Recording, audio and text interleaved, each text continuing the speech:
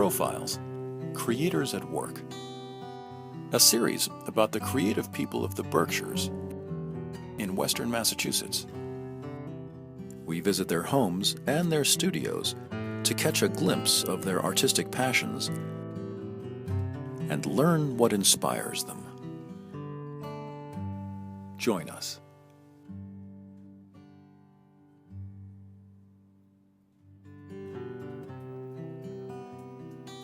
Today we meet Richard and Nina Evans, both retired physicians, now spending their time in the Berkshires, deepening their long-term involvement in the arts. Nina as a painter, and Richard as a jazz pianist.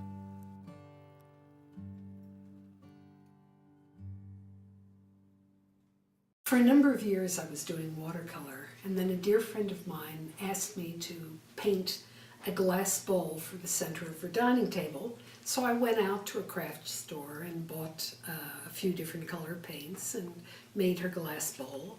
And then I had these glass paints just sitting on the shelf. So one day I had a broken window and that we were discarding, and I decided to paint to use the paints. And I did, and it was a terrible painting. But it was a little too big just to throw directly into the trash. So I kept it around while waiting for a chance to throw it out. And then the time came when I moved out into this studio, and all the stuff from the old studio was piled on the floor. I took a big step and heard a crunch, and then realized that that awful painting had been broken into 7,000 pieces. And I went to get a broom to clean it up, and I noticed that the shards themselves were beautiful. So I took another piece of glass and collaged them on the piece of on the larger piece of glass, and that was the beginning of working with glass. So for a few months I painted glass and stomped on it and made collages. And then it occurred to me that there were less primitive techniques, like getting a glass cutter. And so we proceeded to more elaborate pieces of work like this, which are multiple levels of glass painted with special heat-fixed glass paints that adhere permanently, and then collaged the separate pieces on top, all mounted on glass and then mounted on a white plexiglass which diffuses the light behind. So we have, this is one kind of example where you light it from behind, or really what amounts to multiple levels of watercolor, since this is painted on the glass behind and in front, and then further pieces of glass painted and collaged. Now when you're making collage, the first question after you have the pieces to assemble is, how do you make them stick to whatever it's on? So I bought a very expensive glue off the internet specifically for adhering glass to glass, and within a week it had solidified in the tube. So then after trying a lot of other things, I ended up with Lexil, which is a silicone substitute which dries clear and adheres very well and can be used specifically for making glass collages. A few years ago, we both retired. He still continues to see some patients, and I've completely stopped. And our days are spent in this wonderful area of the world. He spends a lot of time working in a workshop. I play the piano, not every day. Occasionally we'll play with my group, do benefits. So it's become the art part of it enriches the wonderful everyday part of our lives.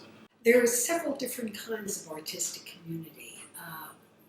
On the one hand, there are a number of painters who are very good friends of mine, whom I see at social gatherings, and as a friend of mine once said, when a couple of painters get together, they don't talk about art, They talk about techniques mostly.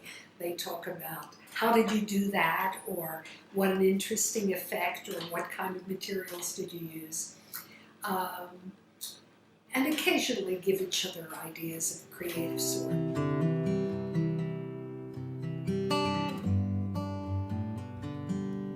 The other community that's really become quite important to me over the last couple of years is a group of 9 women, all of whom have had other careers first. There are several painters, there's a musician, a couple of writers. We meet once a month and we talk about the interplay between art and maturity, art and one's life.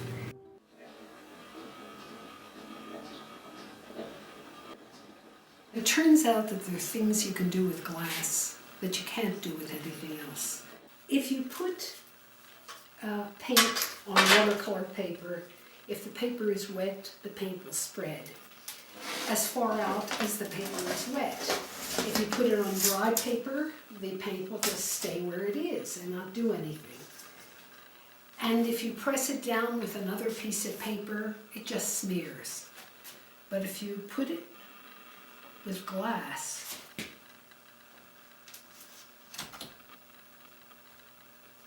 magic happens. Because you're pressing on glass with glass. Neither of them absorbs.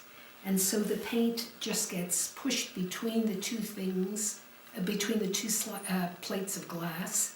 And since it's very viscous, it adheres to each side. And when they're separated, they make wonderful fractal patterns, which can be used then if you want to, you can make them even more fine.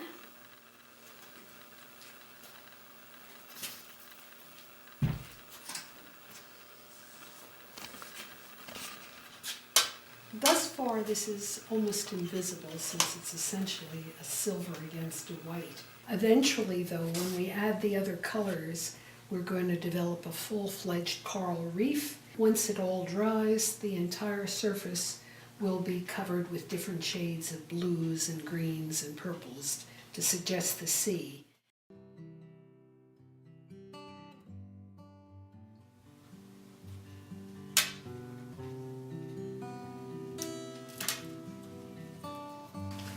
Now we can start introducing some of the other colors. These can be done with conventional brushwork.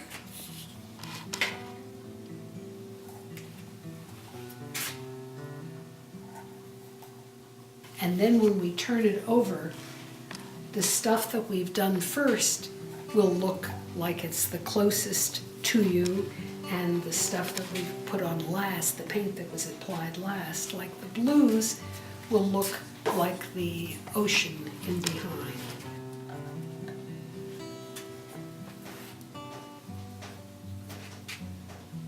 It's going to be seen from the other side, so it's always worth taking a moment while you're waiting for things to dry to check out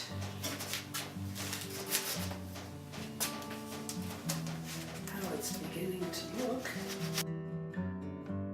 We still can't see the superimposition very well, but we're beginning to have some sense of the general form of it. One of the fascinating things about making fractal patterns by pressing is that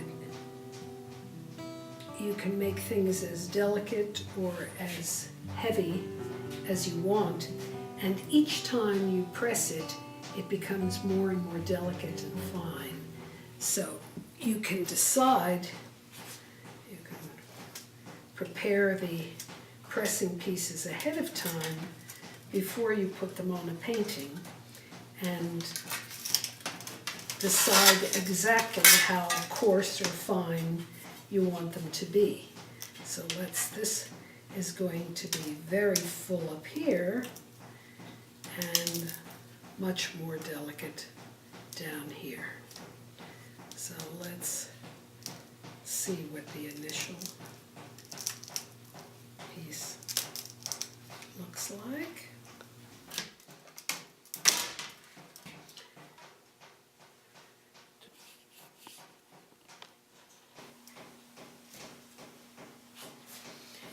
And you can see it getting more and more delicate with repeated pressings. And you can go back to the piece you've done already if it feels like there's too much paint, and just repress it.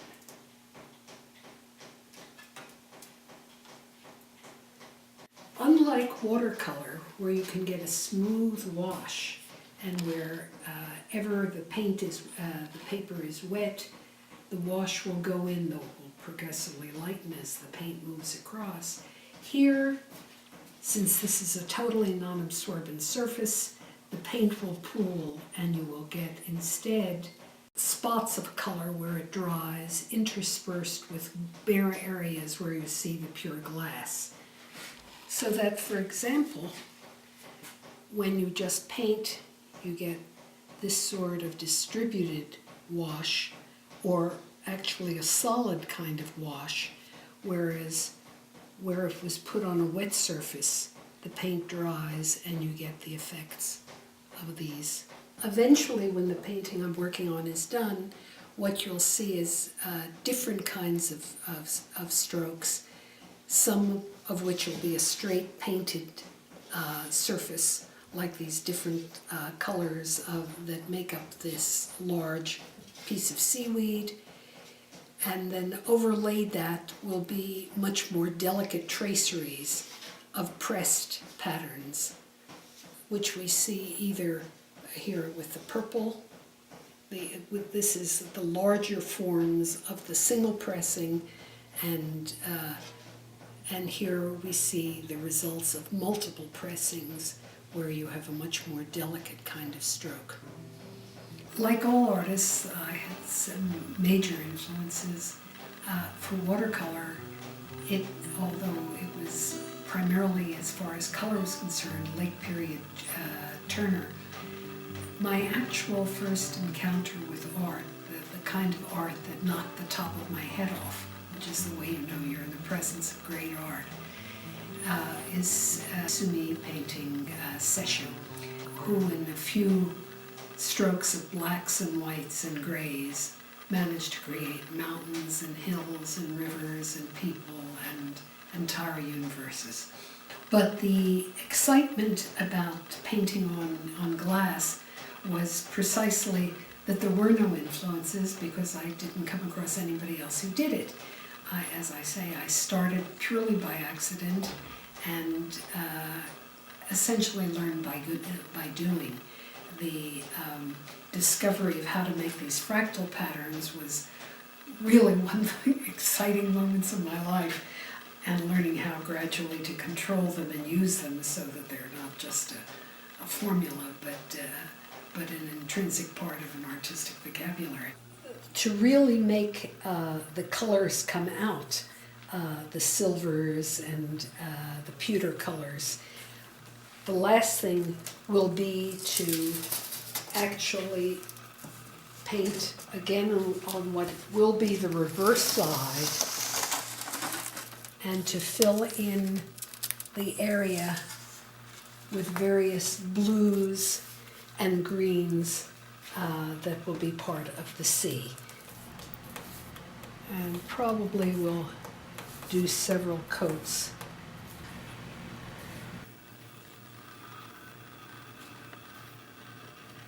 Sometimes the use of moisture produces an interesting effect. That's the effect of the water. It beads the paint, and which produces a very watery effect. There's something about the transparency of glass, and intensity of color and illumination that glass provides that I find enormously attractive, grateful to work with. 1, 2, 1 and 2 and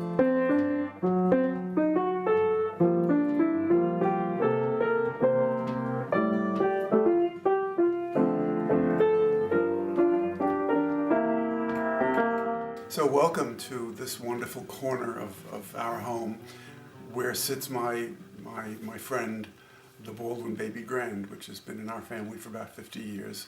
Baldwin actually made the first American pianos.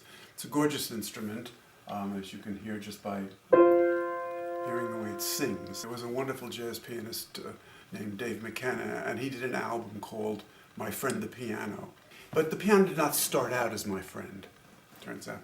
Because when I was in my early adolescence, I took piano lessons, official piano lessons, from probably a not very good teacher. And what I ended up with was a fear of making mistakes. And somewhere in midlife, in my 50s, I began to hear jazz again. I listened to Sarah Vaughan and particularly a pianist named Bill Evans. He had been classically trained so that he incorporated into his really very, very swinging jazz the harmonies of late 19th, early 20th century classical music. And I was just so moved by this music. To me, it had the beauty of anything I had heard classically. Matter of fact, I had one jazz teacher, piano teacher, who had been trained in classical music. When he first heard Charlie Parker, he said to himself, "That's Mozart." The notion that the music just flowed. So Charlie Parker is there as one of the great musicians of the 20th century, as Mozart is of the 18th century. So I said, I want to study the piano again, but I want to learn how to play jazz piano. And that was a whole different thing. So I found a wonderful, wonderful teacher. And amusingly enough, when I sat down and played a few little pieces I was learning, he looked at me and he said, "Richard, do you want me to work on the piano or on you?" Because he saw how tight I was, because I had been, I had played classical music. I had made a lot of mistakes. So for me, the piano represented avoiding mistakes. Well, that's no way to flow in music. Simply playing something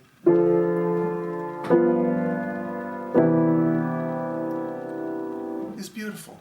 If you feel yourself getting a little bit thrown, just come back to center and just remember how beautiful.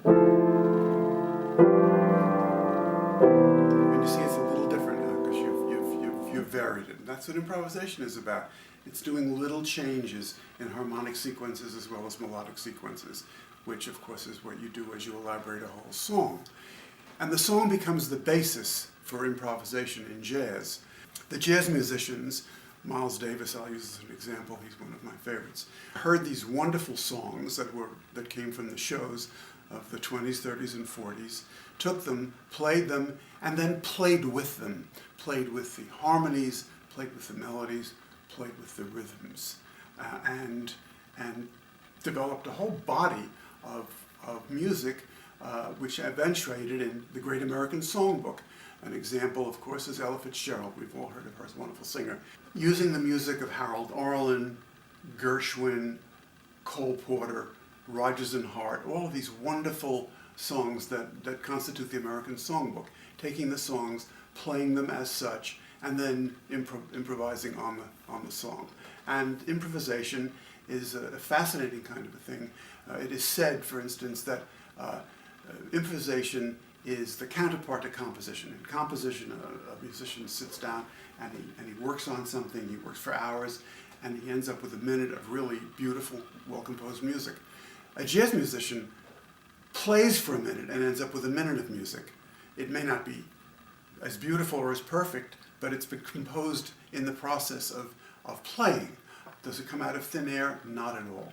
Every song that an improviser works with is a song that he has played over and over again until it's really, really within him and is dropped into a kind of an automatic place in his body, so that he can play the song without thinking about it, and then the variations come as a result of his desire to change the song. One of my 5 favorites, everyone has their favorites, and it's written by a man who was born with the name Hyman Arlinsky and changed his name to Harold Arlen, and he learned his music originally singing in the choir of his father's synagogue. His father was a cantor.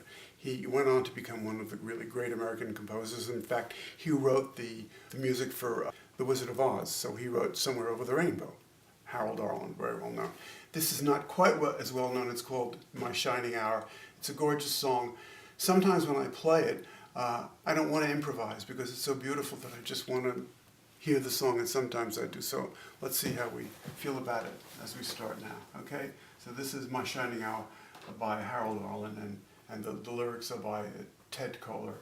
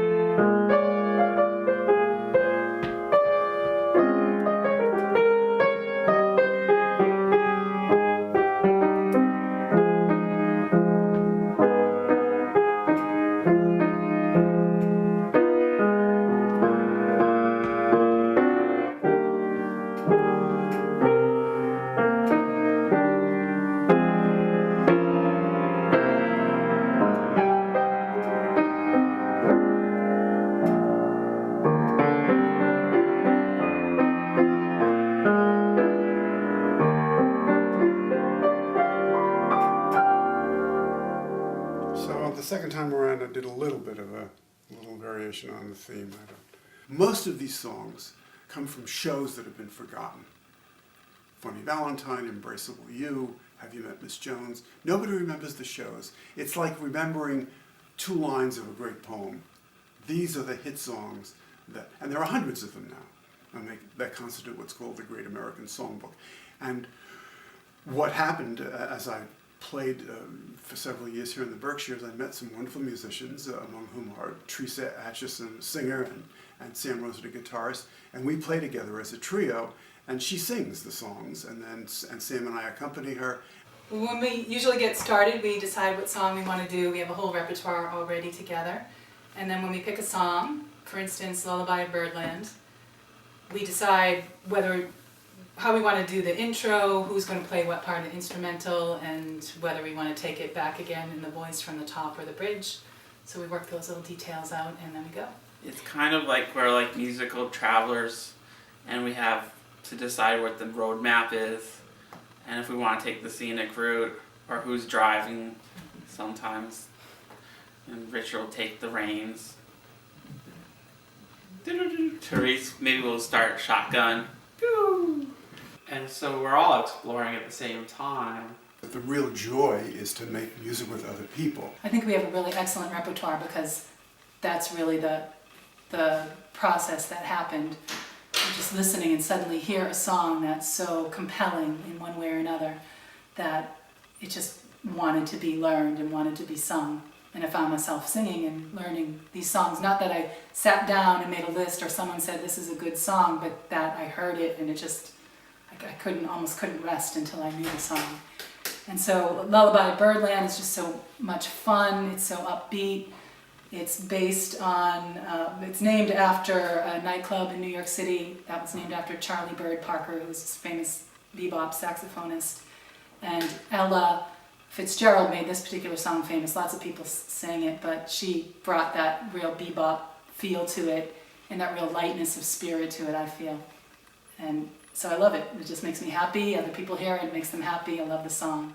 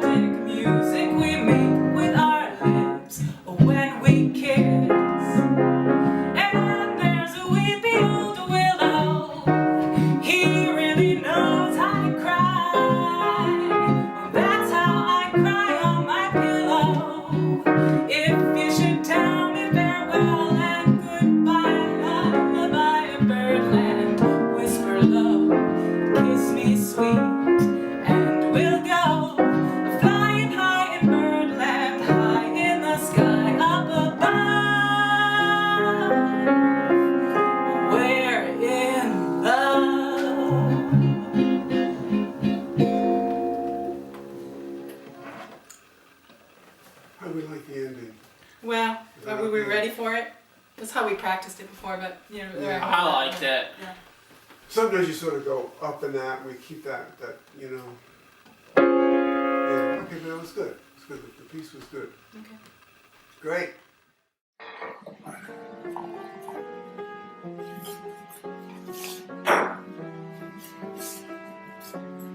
Okay, that's lovely.